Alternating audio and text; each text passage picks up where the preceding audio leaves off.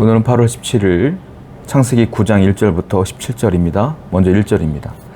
하나님이 노아와 그 아들들에게 복을 주시며 그들에게 이르시되 생육하고 번성하여 땅에 충만하라. 이제 홍수가 끝났습니다. 노아와 노아의 가족들은 방주에서 나왔죠. 그리고 하나님은 다시 노아에게 말씀하시는데요. 이 말씀을 하시는 거예요.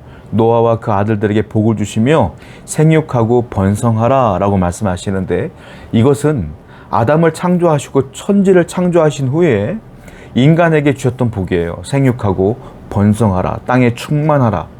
이거는 최초의 하나님께서 주시는 언약이거든요. 그런데 심판이 맞춰지고 이제 새롭게 하나님께서는 시작하는 이 세계에 다시 노아에게 똑같은 언약을 하시는 거다라는 거예요. 생육하고 번성하라, 땅에 충만하라. 무슨 말이냐? 하나님의 언약은 단절된 것 같았지만 또 이어지더라 이거죠.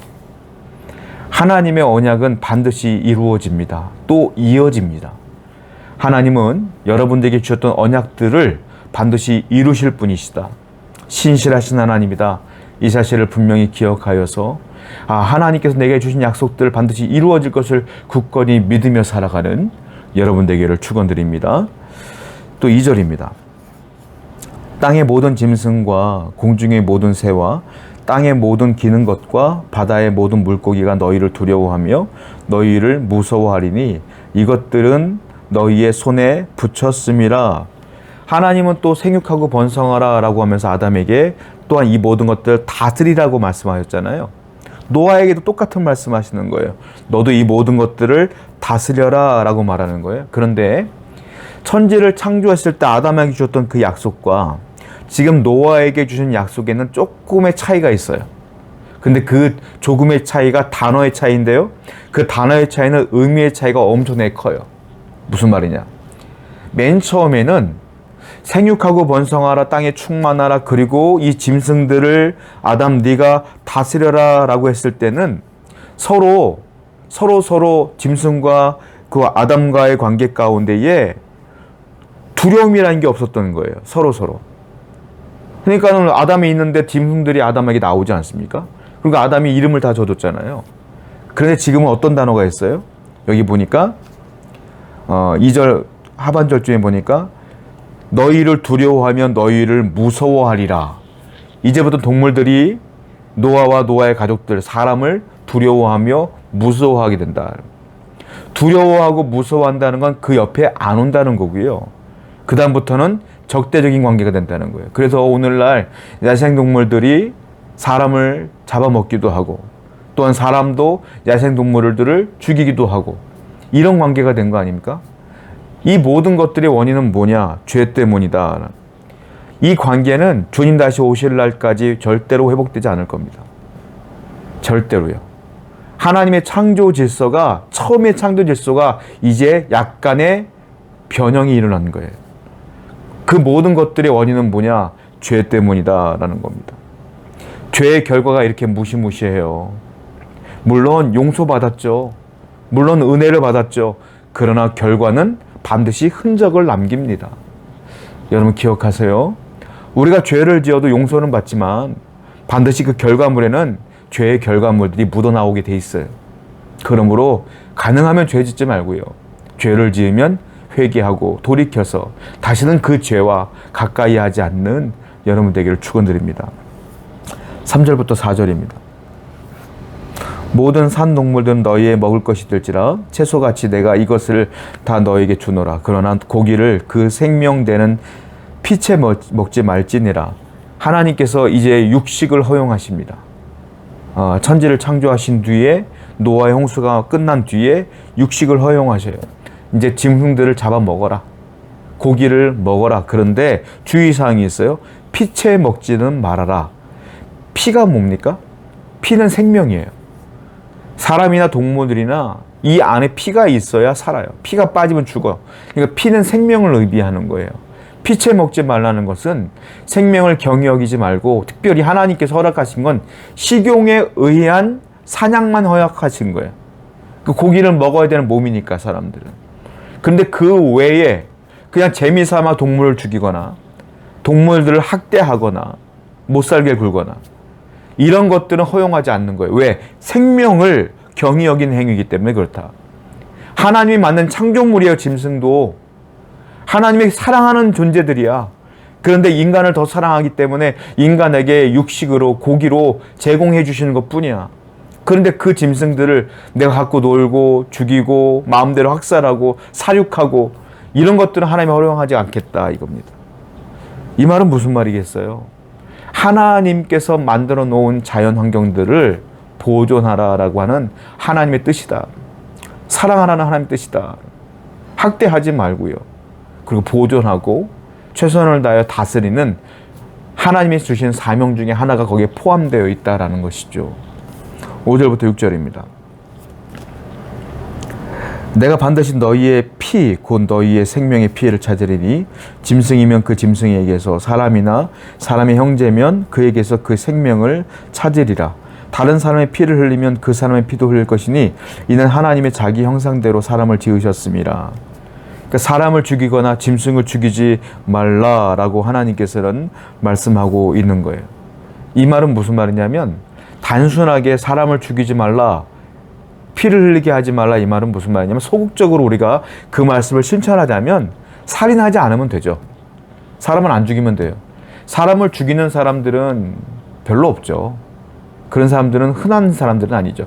대부분의 사람들은 이 세상 떠나갈 동안 사람을 죽이진 않을 겁니다. 이건 소극적으로 이 사명을 감당하는 거고요. 이 말 속에는 적극적으로 이 사명을 감당하는 뜻도 있어요. 적극적인 건 뭐냐면 하나님이 그만큼 사람을 사랑한다는 거예요. 내 이웃, 나만 사랑하는 게 아니라 내 이웃도 그렇게 사랑한다는 거예요. 내 주위 사람도 하나님이 그렇게 사랑한다는 거 아니겠습니까? 그러면 적극적으로 그들을 사랑하고 용납하며 관용하며 자비함을 베풀며 형제 사랑하기를 쉬지 말라라고 하는 뜻이 포함되어 있는 겁니다.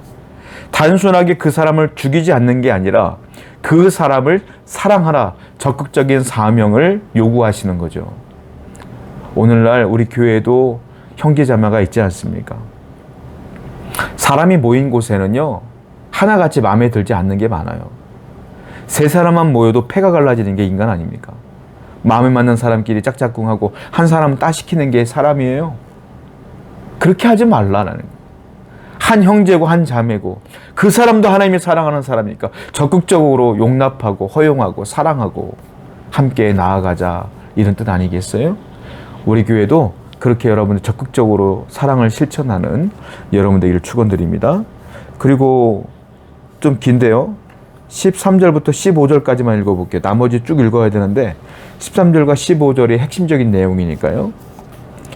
내가 내 무지개를 구름 속에 두었나니 이것이 나와 세상 사이의 언약의 증거니라. 내가 구름으로 땅을 덮을 때에 무지개가 구름 속에 나타나면 내가 나와 너희와 및 육체를 가진 모든 생물 사이에 내 언약을 기억하리니 다시는 물이 모든 육체를 멸하는 홍수가 되지 아니할지니라. 하나님의 무지개를 딱 말씀하시면서 무지개 언약을 얘기하시죠. 내가 다시는 물로 심판하지 않겠다라고 말씀하시는 거예요. 무지개 언약이라고 그래요. 이제 물로 심판하지 않게. 그런데요, 오늘 본문의 1절부터 마지막 절까지 쭉 보면 특징이 하나 있습니다. 모세와 대화하는 게 아니에요. 하나님께서 일방적으로 이렇게 하라, 이렇게 하라, 이렇게 하라, 이렇게 하라, 내가 이렇게 할 거야, 이렇게 할 거야, 이렇게 할 거야 라고 일방적으로 언약을 하고 계시다. 약속은 뭡니까? 쌍방적인 게 약속이에요. 여러분들이 친구와 약속을 할 때 어떻게 하죠? 야, 몇 시에 만나자. 그래, 난 시간이 안 될 것 같은데 그럼 몇 시에 만날까? 그래, 이렇게 하자. 그래, 그럼 거기서 이때 만나자. 쌍방의 언약을 하는 거 아닙니까? 사람과의 약속은. 그런데 하나님의 언약은 지금 이 노아와 쌍방의 언약이 아니라 일방적인 언약을 하고 있는 거예요. 내가 물로 심판하지 않을 거야. 이 말은 무슨 말이냐? 구원의 언약이거든요. 심판하지 않겠다는 것은 다른 말로 구원하겠다는 거예요. 구원의 언약을 하시는 거예요. 그런데 이건 쌍방으로 할 수 없어요. 왜냐? 사람을 봤거든 하나님이. 사람은 죄덩어리야. 죄성이 있어. 늘 죄를 져. 그러니까 하나님과의 약속을 파기하기가 용이해. 하나님 사랑합니다 했다가 금방 배신하는 게 인간인지라 사람과 더불어 언약을 할 수가 없어. 그래서 이 구원이라는 건 너무 중요한 거기 때문에 하나님은 구원의 언약만큼은 일방적으로 하셨다. 이렇게 해. 그래야 구원받아. 자, 이렇게 해. 내가 심판하지 않을 거야. 무지개 보이지? 이 무지개가 내 언약의 표시다. 내가 약속해서 분명히. 여러분, 이게 무슨 말이냐면 하나님은 신실하신 분이잖아요. 하나님은 이 구원의 언약을 파괴할 생각이 없다. 그리고 이 구원의 언약은 반드시 이루어진다. 그리고 구원의 언약을 이루기 위해서 일방적으로 우리가 요구하지도 않았는데 당신의 아들 예수님을 이 땅에 보내셨고, 무죄한 그분이 나의 죄를 짊어지고 돌아가신 거 아닙니까? 그리고 이제 그분을 믿으면 구원받는다 하고 하나님께서 룰을 딱 만들어 놓은 거야. 일방적으로. 왜? 사람은 못 믿을 존재거든. 그래서 우리는 하나님 만들어 놓은 그 일방적인 언약을 지키기만 하면 구원받는 것이다. 이게 하나님의 사랑입니다. 그러므로 하나님의 말씀에 순종하시고 그 말씀대로 따라가여 구원받고 승리하시는 여러분 되기를 축원드립니다. 기도하겠습니다. 하나님은 신실하신 분입니다. 그 신실한 하나님을 신뢰하며 믿으며 나아갈 수 있도록 인도해 주옵소서. 예수님의 이름으로 기도드렸습니다. 아멘.